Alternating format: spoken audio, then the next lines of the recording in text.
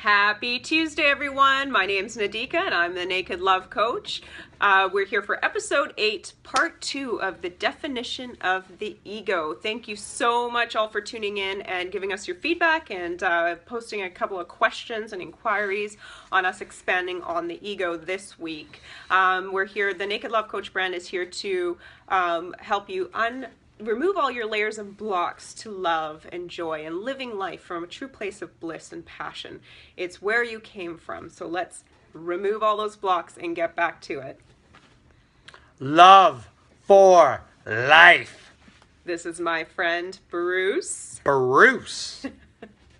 Hi. Bruce shared an amazing story that sort of occurred in his life from this past week, and I thought it would be great to share with all of you. It's very much aligned with the ego, and so I will let you take it away, Bruce. So I'm going to paraphrase a line from the introduction to chapter 13 in A Course in Miracles. The ego, by definition, is the judgment of one mind by another as being unworthy of love and deserving of punishment. So my story is that I was going to join a football team, a flag football team, and I tried out a few practices, but it turns out that it wasn't feasible for me to play. I couldn't actually afford the fees to play on the team, and the commute to New West in Surrey to play was too much for me on one of my days off. And so I chose not to play. And I knew it was the right decision to not play on the team, but I was really hurt and felt guilty and bad that I didn't join the team because I love football. I love football so much that I actually make the mistake of putting my worth and value into playing football. And I chose against my worth and value. And so I felt unworthy of love and deserving of punishment. And why this story is so feasible in this term of the ego is that day of work when I chose to quit the team, I wanted to punish my coworkers and customers and situations all day that Monday that I quit. I think it's a great observation that you found yourself in this sort of attack mode, and that it really was coming from this place of your ego, because a lot of us, all egos want to punish the other person, thinking that removing love from them or holding back love from the other person is going to be that punishment. But ultimately, anytime I'm giving love to somebody else, I'm giving and receiving that same love at the exact same time. All giving and receiving happens simultaneously. And so it's a bit of an optical illusion to think that I hold the power to withhold love from somebody else. I'm actually withholding that love from myself. Preach it! Now, see, the thing about the Jedi mind trick, the optical illusion Nadika's talking about, is that if I really feel like I'm punishing my external environment, it's actually I'm hiding from my own awareness that I'm the one getting the punishment.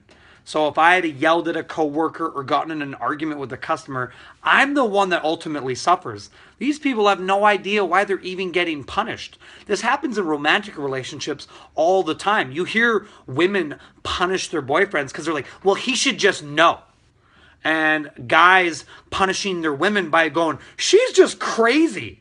Like that is a cycle of unworthy of love and punishment. And around it goes. Or as my dad says, laughs on the wheel.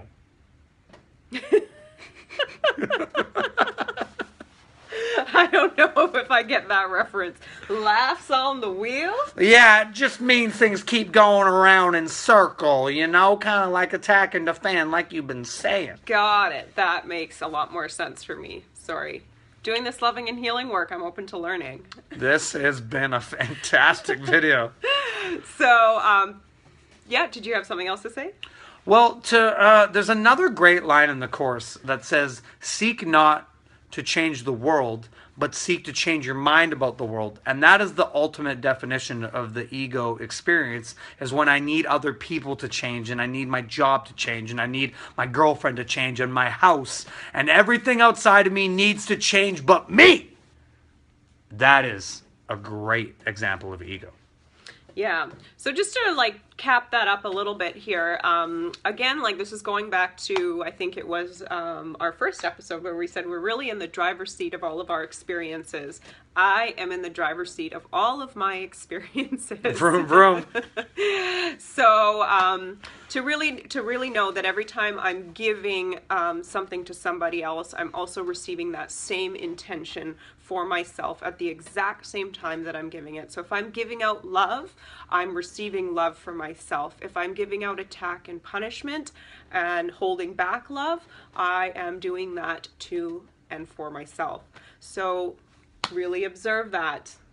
Observe the intention, and the ego's intention is different than than a loving intention. So it's always really easy to check in. Is my intention a loving intention? We just live in such a punishing culture and punishing mentality, and it's like we're bringing all this up for correction. This needs to be corrected, not further punished. Just made aware of and changed. That's all. Thank you so much for tuning into this week's episode. Follow my morning intention, which I post on my blog at msvizzy.com, msvizzy.com, and follow us on all platforms of social media, including YouTube, at The Naked Love Coach. Watch that punishing ego with naked love, y'all.